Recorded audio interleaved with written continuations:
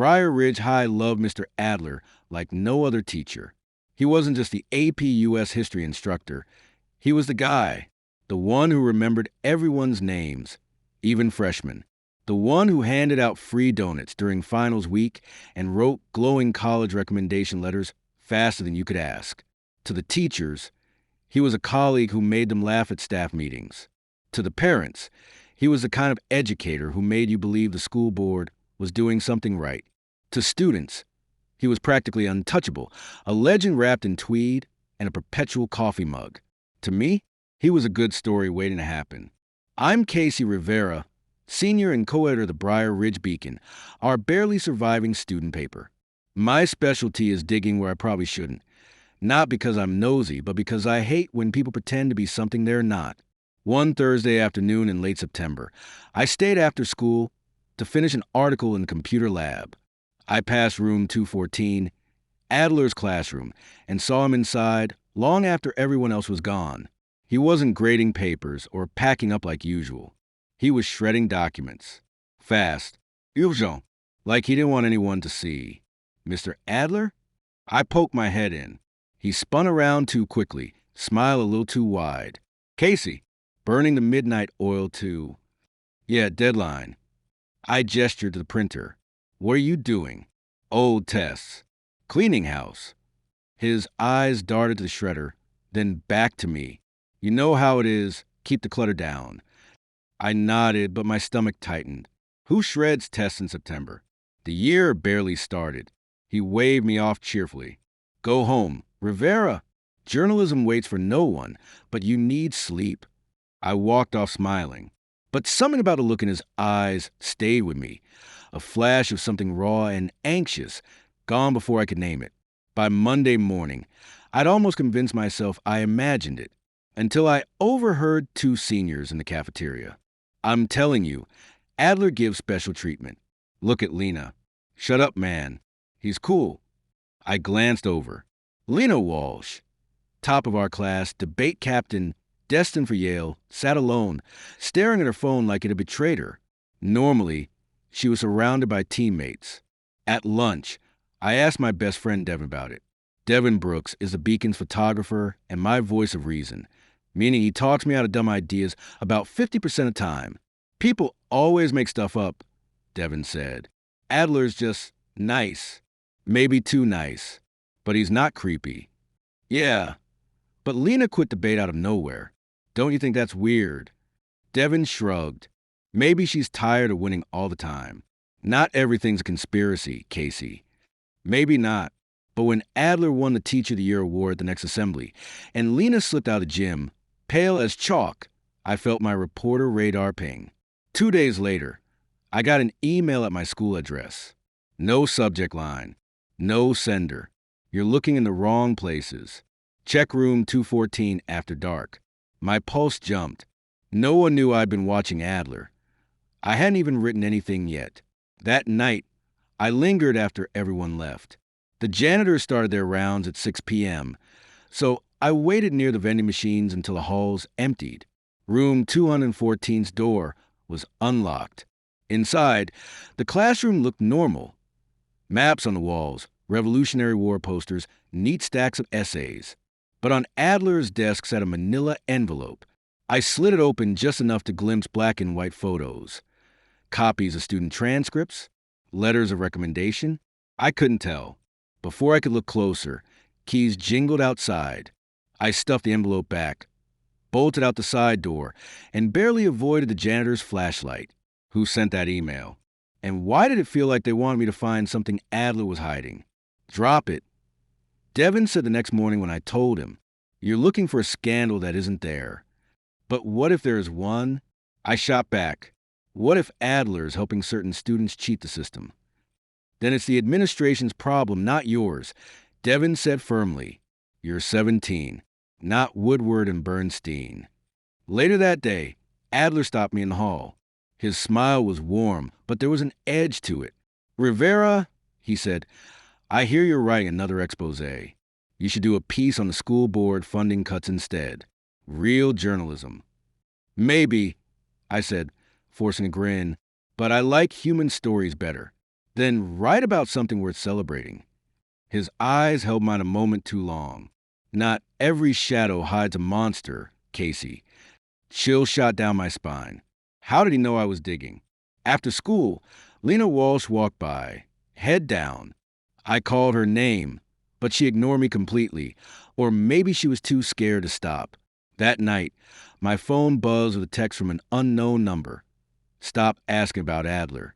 The next week, Mr. Adler was different. Still smiling, still handing out donut holes during homeroom, but watching people too closely, measuring conversations. I caught Lena by the library stacks. Hey, what's going on with you and Adler? Her face tightened. Nothing. Drop it, Casey. Did he do something? Her eyes darted toward the library door. You don't understand. He helps people, but it comes with a price. What price? She shoved her books into her bag. Just stop asking. And she left, shoulders shaking like she'd been holding something in for weeks. That night, I stayed up scrolling through old Beacon archives.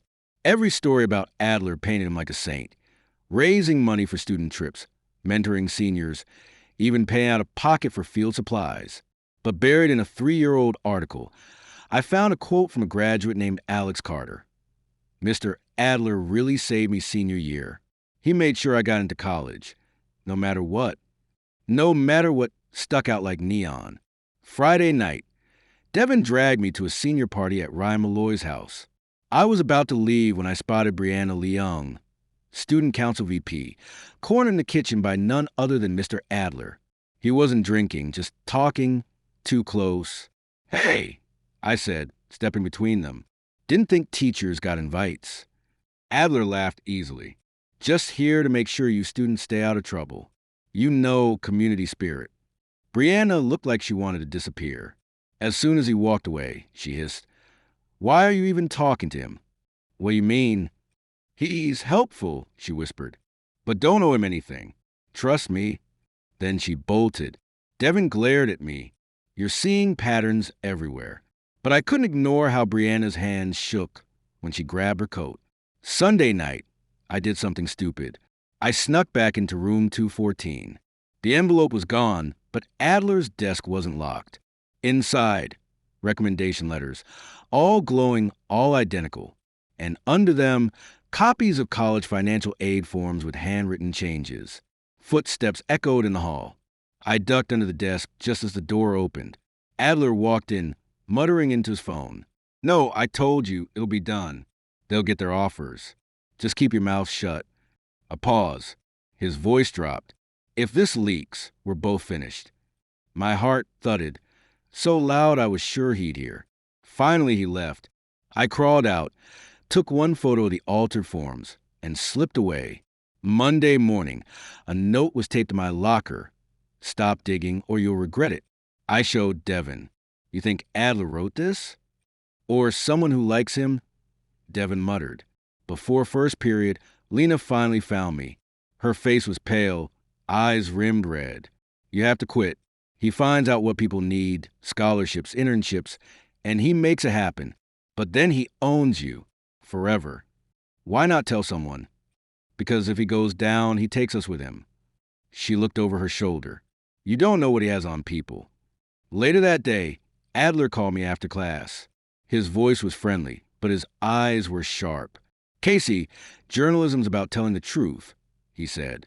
But sometimes the truth hurts good people. You wouldn't want that, would you? It wasn't a threat. It was a warning dressed as concern. That night, my inbox dinged again. You're close.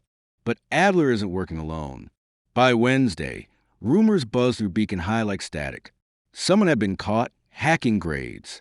Someone else said the school board was secretly investigating teachers. No one knew what to believe. I decided to force Adler's hand. During lunch, I texted Devin. Meet me after school. Bring your camera. At 3:45, I waited in room 214 with the desk drawer cracked open. Phone recording. When Adler walked in, I held up the photo I'd taken of the altered financial aid forms. Nice work helping students, I said, but the state might call it fraud. Adler froze, just for a second, then smiled. Casey, you're ambitious. I like that. You want a glowing rec letter? Full ride to Columbia? I can make that happen. So it's true, I said. You fix futures for a price. His expression sharpened. Watch your words. You're not as untouchable as you think. Then the door opened. Lena stepped inside, shaking. Stop it, both of you. Adler's voice softened. Lena, you don't have to be here. Yes, I do, she whispered. Casey, you don't understand. He did help us. Me, Brianna, Alex Carter, everyone he mentored.